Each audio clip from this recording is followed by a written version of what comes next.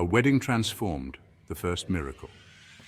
The quiet village of Cana became the backdrop for an extraordinary event. A wedding celebration, a joyous occasion, was about to witness the first public miracle of Jesus. This seemingly simple act of turning water into wine held profound implications. It marked the beginning of Jesus' public ministry and offered a glimpse into the divine power he possessed. This miracle wasn't just about solving a temporary shortage, it was a powerful declaration of God's glory. Imagine the scene. The wedding feast is in full swing and the wine runs out. This would have been a social embarrassment for the host family.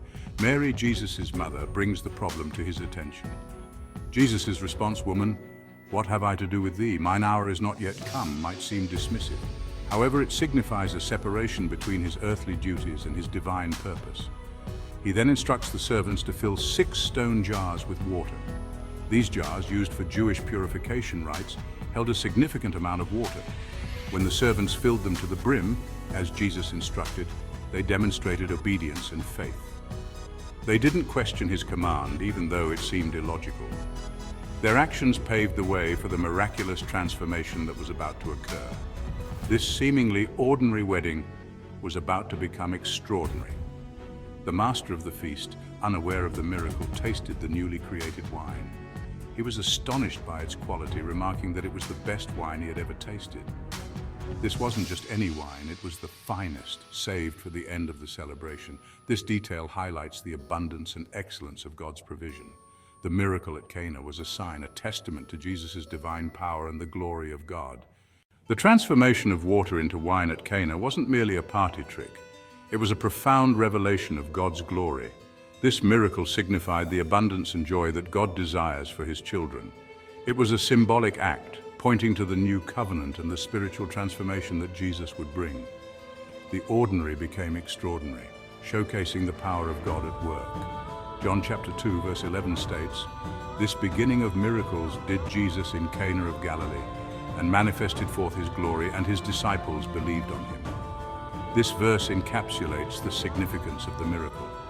It wasn't just about the wine. It was about revealing Jesus' divine nature.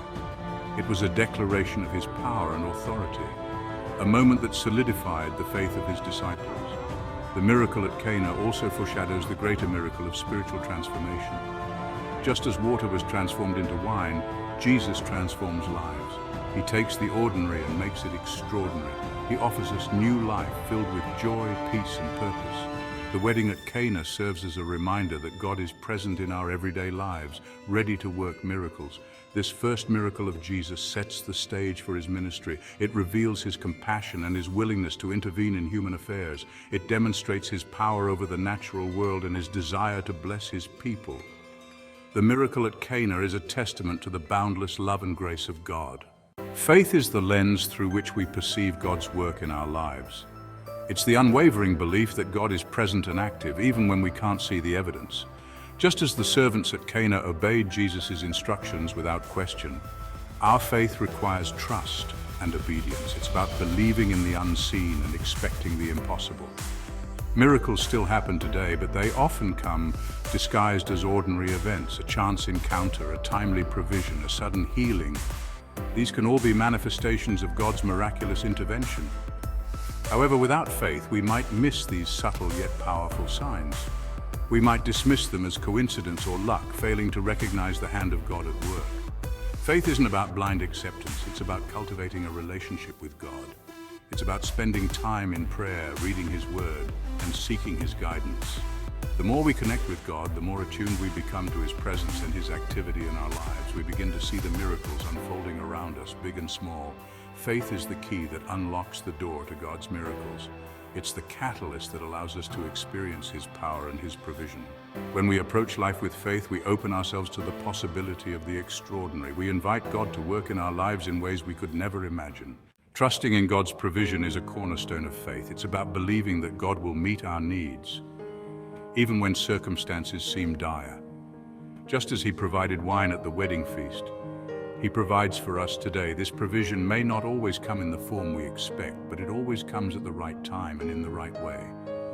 God's provision isn't limited to material needs. He also provides emotional, spiritual, and relational support. He gives us strength when we are weak, comfort when we are grieving, and guidance when we are lost. He surrounds us with people who love and support us, creating a network of care and encouragement. Sometimes God's provision comes in the form of a dramatic miracle, a sudden breakthrough that changes everything. Other times it comes in small, everyday blessings, a kind word, a helping hand, a moment of peace. These small miracles are just as significant as the big ones, reminding us that God is present and attentive to our needs.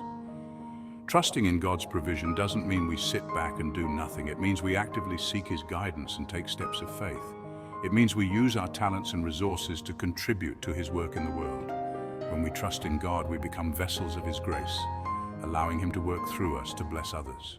The miracle at Cana invites us to open our eyes to the miracles happening around us every day. It reminds us that God is still at work, transforming lives and revealing His glory. We may not always see it in spectacular displays of power, but His presence is evident in the everyday moments of grace and provision. Choose to cultivate a heart of gratitude. Take time each day to acknowledge the good things in your life, both big and small. Recognize that every breath, every sunrise, every loving relationship is a gift from God. The more we appreciate the blessings we have, the more we open ourselves to receiving even more. Don't let the busyness of life blind you to the miracles unfolding around you. Slow down, pay attention, and be present in each moment. Look for the signs of God's love and grace, even in the midst of challenges. When we approach life with an attitude of expectancy, we begin to see the extraordinary in the ordinary. The miracle at Cana is a timeless reminder of God's power and His love for us. It's an invitation to believe in the impossible and to trust in His provision. Open your eyes, open your heart, and allow yourself to be amazed by the miracles God is working in your life today.